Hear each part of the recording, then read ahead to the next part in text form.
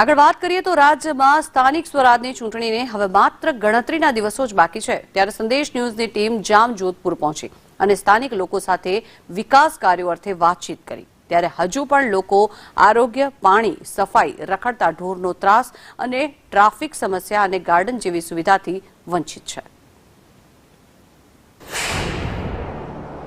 કેટલાક ઉમેદવાર છે તેને ડાયરેક્ટ વાત કરશું।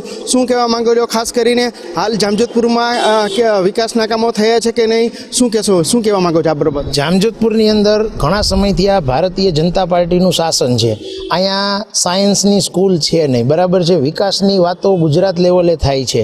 રખડતા ઢોરનો પ્રશ્ન છે, એ પણ પ્રશ્ન આજે ઘણા સમયથી આ પેપરમાં આવે છે, રજૂઆતો કરેલી છે, પણ ક્યાંય પણ પ્રશ્ન સોલ્વ થયેલો નથી।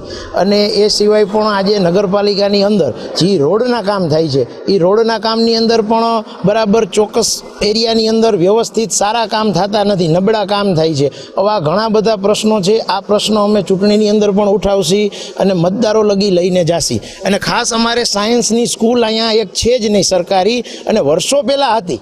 તો આજે હું એમ કહું સરકાર એની છે, ધારાસભ્યો, સંસદ સભ્યો લગી રજૂઆત કરીને એવું લઈ આવે તો જામજોધપુરને એક વિકાસનું સારું કામ મળે। જામજોધપુર નગરપાલિકામાં ભાઈએ કીધું એમ છેલ્લા 25 વર્ષથી આ ભાજપનું શાસન છે। ભાજપના નગરસેવકો જ કોન્ટ્રાક્ટર બની અને કામ કરી રહ્યા છે, એટલે મોટો ભ્રષ્ટાચારના હિસાબે છે ને અહીંયા રોડ, રસ્તા, સફાઈ એવી સુવિધાઓની, આરોગ્ય સહિતની સુવિધાઓનો અભાવ છે। આજે પણ હમણાં 6 મહિના પહેલાં થયેલા ગામની અંદર તમે જોશો તો રસ્તા આજે પણ તૂટી ગયેલા જોવા મળે છે। એક બીજી પ્રધાનમંત્રી આવાસ યોજના ચાલે છે, તેમાં પણ મળતિયાઓને જ લાભ આપી અને ગરીબોને આનાથી વંચિત રાખવામાં આવી રહ્યા છે। છેલ્લા 25-30 વર્ષથી જામજોધપુરમાં નગરપાલિકામાં ભાજપનું શાસન છે અને હું પણ એમાં જ હતો 25-30 વર્ષથી। અને આજે વખતે મને એમાંથી કાપ્યો એટલે મેં કીધું કે ભાઈ કાંઈ વાંધો નહીં, કેમ કે હું જાહેરમાં આવીને આમાં બોલું છું કે અમારા વિસ્તારમાં કામ થવા જોઈએ। જે અમારો વિસ્તાર 7 નંબર છે, સેવાળાનો વિસ્તાર છે, જ્યાં કમર પાણી ચોમાસામાં ભર્યું હોય છે। ગામમાં બધે ડામર રોડ થાય છે, સિમેન્ટ રોડ થાય છે, અમારા વિસ્તારમાં કોઈ સફાઈ કરવા નથી આવતું। ડામરના કામની ભૂગર્ભ ગટરથી અમને વંચિત રાખ્યા છે।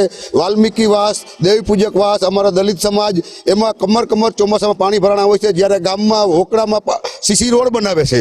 અને હાલની તકે સભ્યો છે એ જ બધા કોન્ટ્રાક્ટર બની અને ભ્રષ્ટાચાર કરી રહ્યા છે। નગરપાલિકાના કોઈ માણસો વારવા નથી આવતા। કૂતરું ઉપડાવવું હોય તો અમારે 150 રૂપિયા દેવા પડે છે।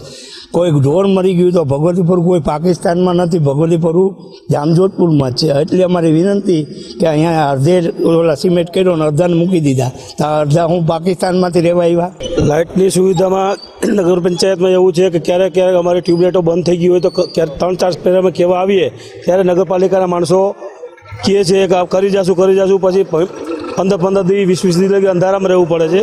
તાજેતરમાં રોડ બનેલ છે તો 2 મહિનાની અંદર જર્જરિત હાલતમાં રોડ છે। ઉપેન્દ્ર ગોહિલ, સંદેશ ન્યૂઝ, જામજોધપુર।